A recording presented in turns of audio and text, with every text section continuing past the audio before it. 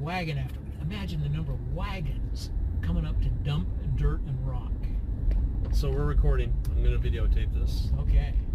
So hey, I'm in a car with Doug Barnes, my high school friend, and I came up to visit him in Wyoming. We're actually right outside of Evanston, about 20 miles south, and we're actually driving the actual original Transcontinental Railroad bed. It's now Route 173. County Road 173. And Doug's going to give us a little bit of history as we go along here, but yeah, this is kind of cool. So all of this was done pre-diesel equipment. It was all done by hand, ox carts full of dirt, flattening all this out, creating these rises. There are places along here where they had to cut the dirt out of ridges in order to keep it. Now, we are traveling uphill gradually, but we are climbing.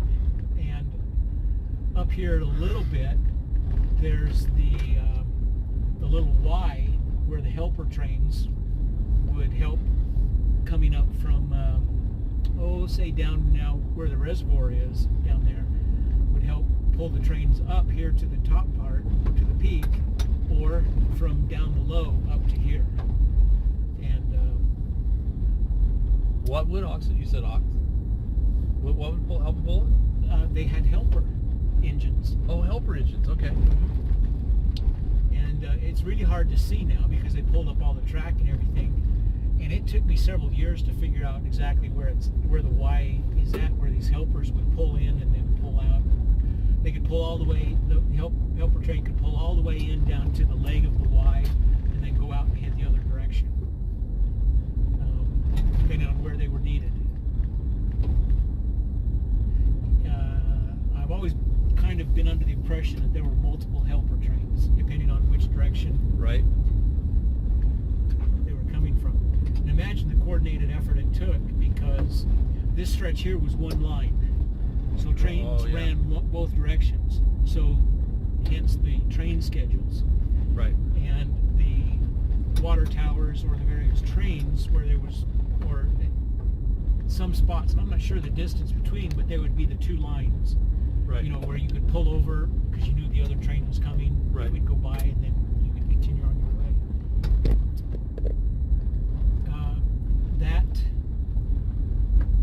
That Y is actually right here on our right. And now that I mentioned you can see it. But I drove past this thing 100 times before I saw it.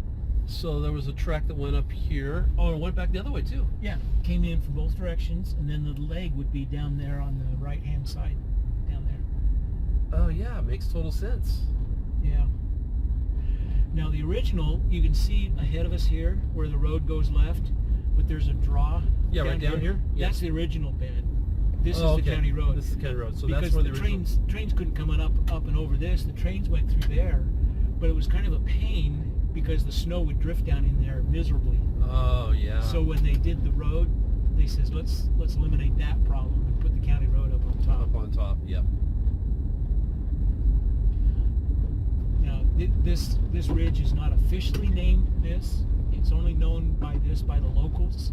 So anybody who sees your little video can consider themselves now a local on the inn. Yeah. We call this Rectum Ridge. Rectum Ridge, because during the winter time, the drifts up here will tighten your rectum. So how did the railroad take care of the snow drifts here? Did they have a train that actually had a plow on it? They had a plow on it. No, you can actually see the track right over here in the valley. I don't know if the video's showing it, but it's going to come right back to the road right down here. Right down here, yeah. And then it would just pick up right here about where the end of that yellow marker is here, just a little bit past that. Oh yeah, see right it here. Coming up. Yep, right here. And off it would go again. We're back on the railroad track.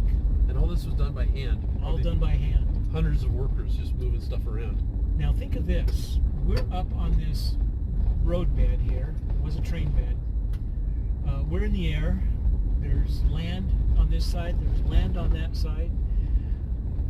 Winter, the snow comes, it melts in the spring. Where's all the water going to go? Well, downhill, but is it going to pile up here? Did they not put drains underneath that? Fortunately, they had pretty smart engineers, and at various, not just train engineers, but actual engineers, Yeah. who at various points along the way here, they did put tunnels underneath. And some of them are still existing very well. You can still see all of them, but there's one down here. The road will make a big horseshoe bend, Yep. and underneath that big horseshoe bend is a tunnel that is still pristine. You hike down in there, you can see the old rock that was cut to fit. You have to crawl through on one side, but you can walk out the other side. Oh wow. So the water is still passing underneath these. So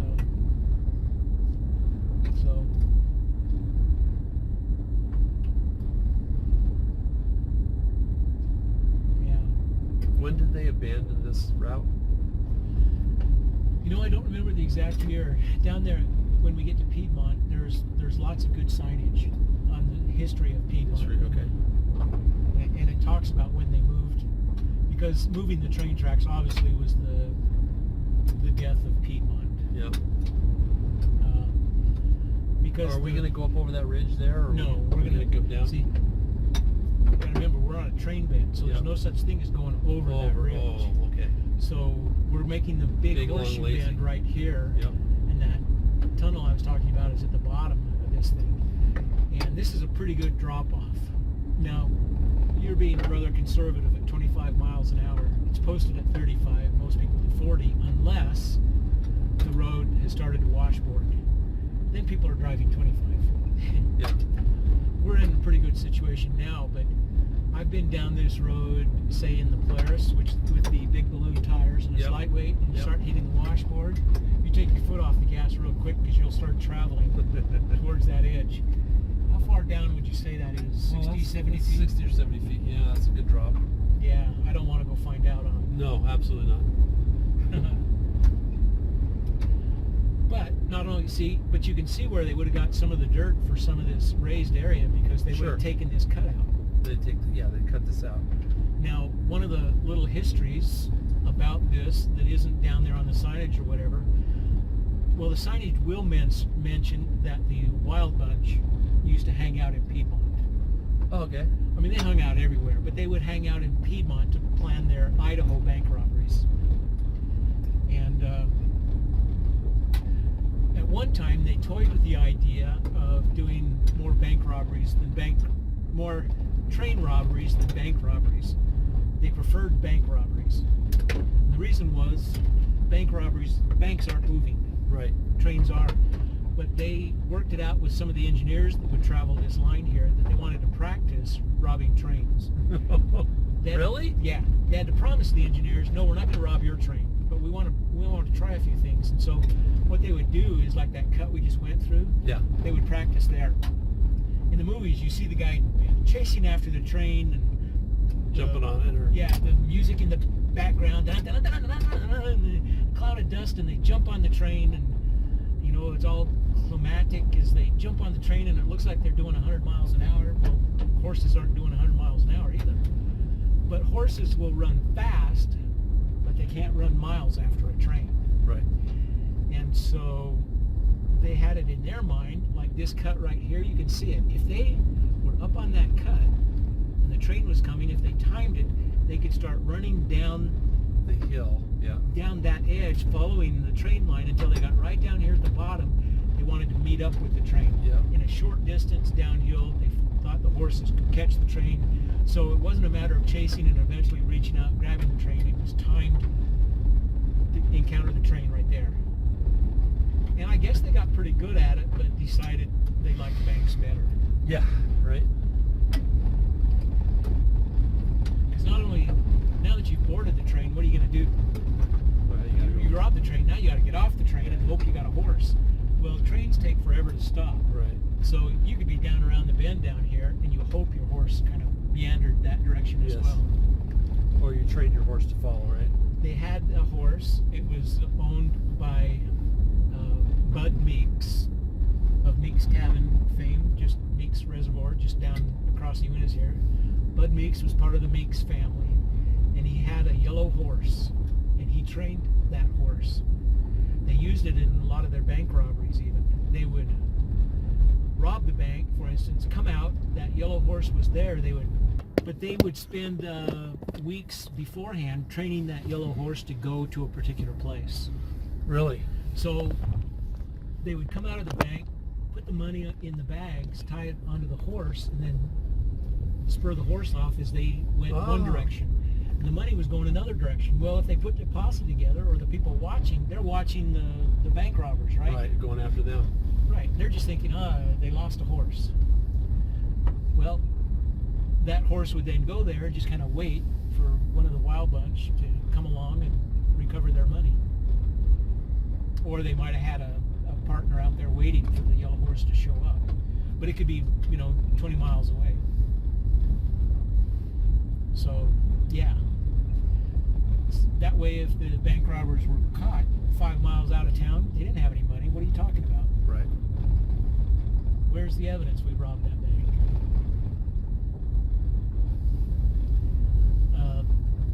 Wild Bunch was a pretty smart group of guys. I mean, dumb to choose that profession, but they did the best they could. Do you know the names of the Wild Bunch, like who they were? Well, I mean, obviously, Butch and Sundance are the two most famous. But yeah, there was probably 5 to 7 other Wild Bunch members at various times.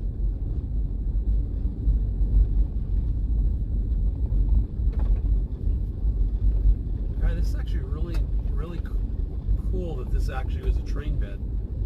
I mean, you can actually see it, how gentle, and even the grade is. Right. And we are heading downhill again, but it's gradual enough that a train can travel it with the assistance of those helper trains, which would meet them right down here about where Piedmont is. Yeah. What's the elevation here? We're sitting right now at about 7,500 feet. Oh, I didn't realize we were that high. Yeah. 75, 7,600 right here.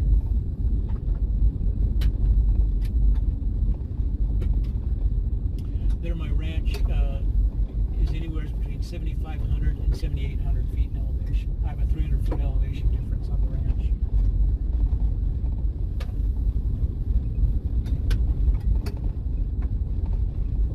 Which, had I made you walk when you got there, I would have killed you. Because you're at elevation, and to walk uphill 300 feet, Yeah. That'd take the stuffing out of you in a hurry. Yes, it will. All those miles you used to run in high school It's all trying to over. work off. It's That's all long over. gone. Yeah, it's all over. And you came from NoCal to Wyoming. Yes, so. exactly right. Yeah. Of course, not directly. You spent a little time acclimating to about 5,000 feet. Yeah, Mountain Green's at about 53. I think my mom's at about 53. 53. Yeah. 5,300. Yeah. I would have my annual camp out up there, and invariably at least one person would get elevation sickness coming up from the Salt Lake Valley, Oh, wow, really? which sits at about 4,300 feet. So now they're 3,000, 3,200 feet higher, and they jump out of their cars and try to hike the 300 feet up to the top of the hill, 7,800 feet, and people would literally get sick. Had to have some people go home. So when I was just married, I think I was 30 years old, a friend of mine, he and I planned a backpacking trip in Yosemite, actually in the Hoover wilderness, and we hit almost 12,000 feet. Yeah. And, I was 30, I felt I was still pretty good shape.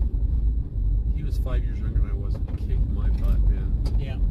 I hit it about 11,500. We were only like about 600 yards to camp, and I sat down on a rock.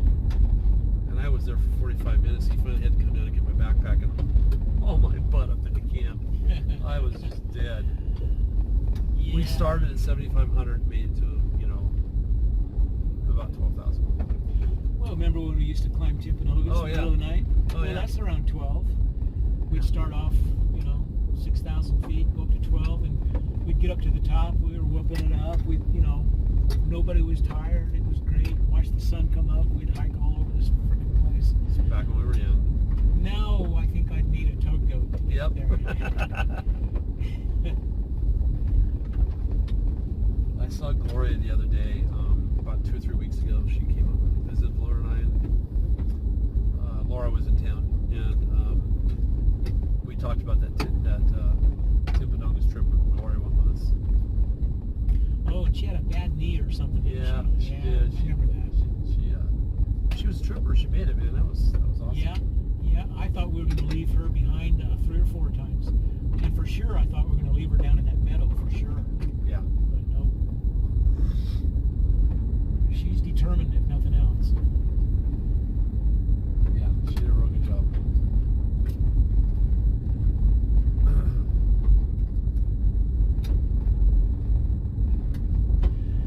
Now, for me, the actual location of the railroad bed starts to get fuzzy right about now, because it's severely downhill here a little bit. I mean, not severely, but try to think of yourself as an engine, train, yeah. an old steam engine. And suddenly this hill, especially coming the other direction, would be a chore. And I guess that's where the helper engines really earned their pay. But I don't know If it was a what the different grade alignment. is here, but Yeah. I'll bet you we're a 3 or 4% grade, Yeah. which is nasty if you're a train. Yeah. And fortunately, we're not a train.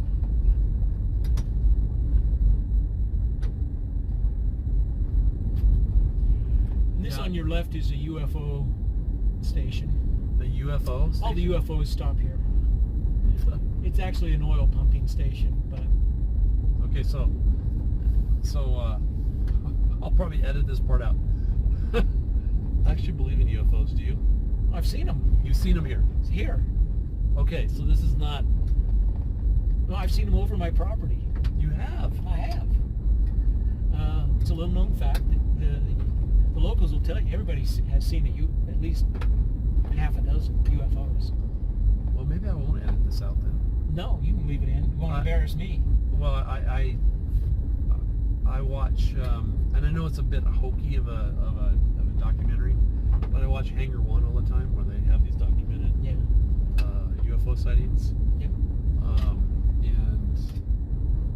And when I was younger, about 9 years old, living in Iowa, I saw one with my mom and her friend, and not up close. It was significantly far away, but it certainly wasn't something that was ordinary. But yeah, I could. So that's where they come. They come over here to the energy thing. Well, I'm joking about that per se, but I've seen them at least down by my ranch. Let's see, since I've been here, I've seen 1, 2, 3, 5 in 13 years. I've been up here 5. Different types. About mainly 2 different types. One was quite large. Is that the bed there, or is that just? That's the original bed right there. When they built this reservoir, they moved to the county road up here. Up here, okay. It's a man-made reservoir there. There's a dam down on the other end here. We'll go past as we approach Piedmont.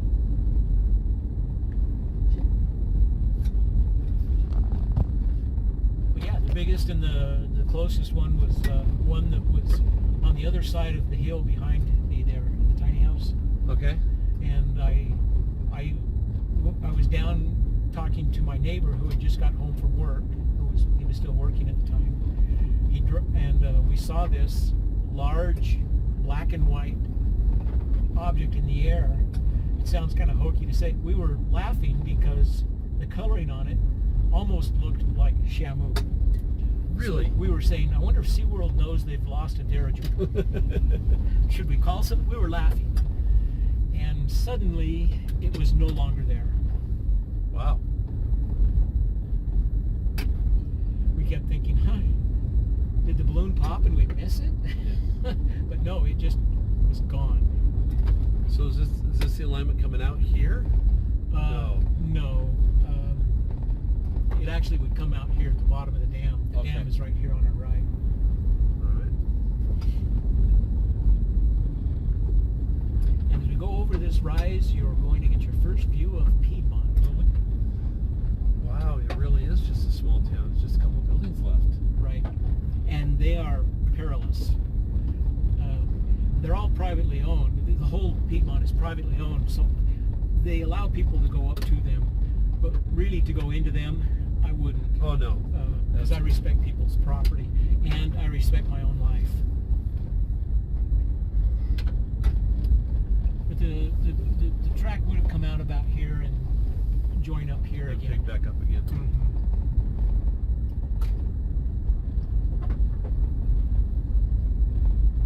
And was Piedmont at one time like what, 1,000 people, 500 people? Multiple thousands of people. Multiple thousands. It was. So It was I'm just quite gonna large. turn the car away so we can see the. And you can actually use this driveway. People do. So you can see that these are ghost town properties from the city of Piedmont. Some ghosts maintain their buildings a little better than others. Yes. When I first started coming up here, this house here on the far right with the caved-in roof, Yeah. it wasn't caved in. That one over there used to have a roof. Even in the time I've been up here, it's now gone. It's completely collapsed. One on the very, very, very far way out in the distance there. Yeah. So obviously I don't go into the buildings for safety's sake. Yeah. Plus now there are cows that have wandered in there, broken through the floor and things. When do you think these were built? What 1880s? No. 1890s, 1900s? Because see, the Transcontinental Railroad was 1869. Oh, that. So Piedmont came into existence in the 60s. Originally they were wagoning out the charcoal they were creating, knowing the train was to come by. And then they were able to load up the train cars with their charcoal.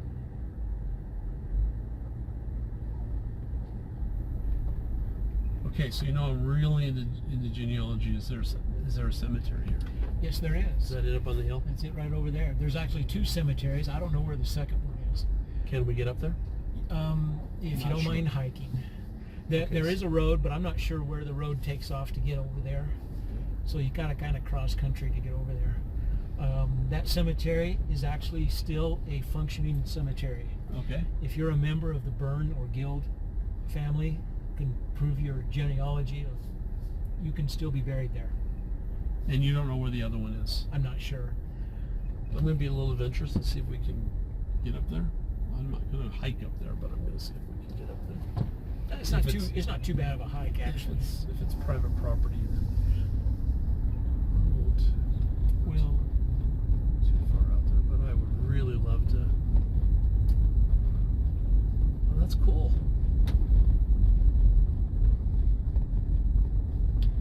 still maintained. It's got a nice pipe fence around it so the cows can't get into the cemetery.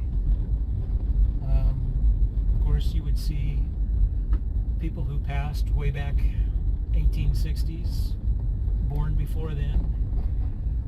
I would say,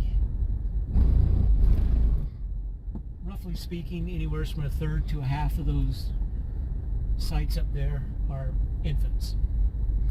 Yeah, I was just in Echo, Utah today with a cemetery that's 97 people. Yeah. And I would say that 20 to 25% of them were children. Yeah. The mortality rate in the West during that time frame was just horrendous for children. Absolutely. Now here's a guy who's out metal detecting in a place that's been metal detected about a bazillion times. What are these? These are the kilns where they made the charcoal. Oh, so these are actually part of the, You know, the shipping that would go, you say, into Salt Lake? oh, he's not metal detecting. He's the maintenance guy. Yeah, he's the maintenance guy. He's been doing some landscaping for us. So this is the kiln. These are the kilns. Yeah. I'm going to turn my car in a way that we can see this. The upper opening there is where they would feed the logs into, and they would stack them vertically. Okay. Well, that's my neighbor. I didn't know he took care down here. Huh. He's only been my neighbor forever. Looks like she helps. Yeah. But they would stack them vertically, and they would have like 2 or 3 stacks of logs in there. The openings along the bottom, they would open and close to allow the air in. because it's a very slow burn. It takes like a week to burn everything, or days anyways.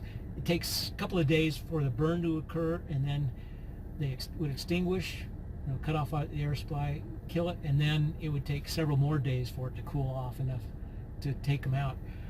The young boys are the ones that would stack the wood because they could go in and out of that hole and stack things up. Little monkeys, Yeah. Would they just alternate it, like every 4 days they'd start another one? Or yeah, once one cooled, they would empty it and then start filling it up. So yeah, I would say, and see, you can see 3 and a partial of a fourth right here. Yep. But there were many more kilns here. Oh, there were. Yeah, so every day there was 2 or 3 or 4 kilns being emptied. Wow, that's cool. And so yeah, when you ask where all the trees are, well, they went up in smoke. Yep. Quite literally, they decimated the forestation that used to at one time be around here. Yep. So really, Piedmont died for 2 reasons. One,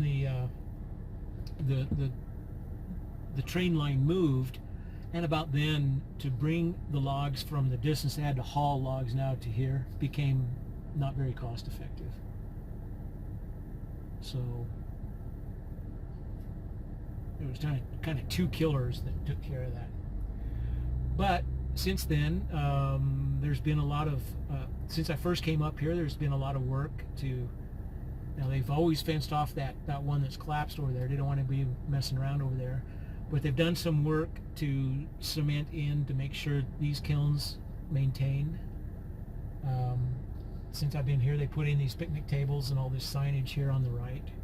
Created the better bridge. It was an iffy bridge at one time to get across there. But now it's a really nice place, and all that signage has just like tons of information. You go down there, take pictures, you can read it all, or you can stay there and read it. I'm in no hurry. All right. Let's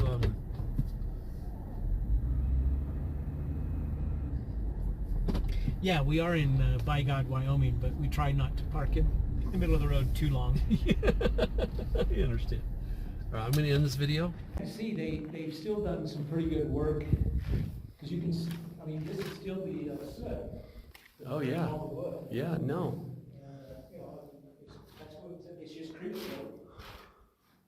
They've come in and done a lot of this cementing to keep this structure up. I'm surprised they didn't have a hole in the top, but I guess that kept the heat in. Well, and they closed off even that there.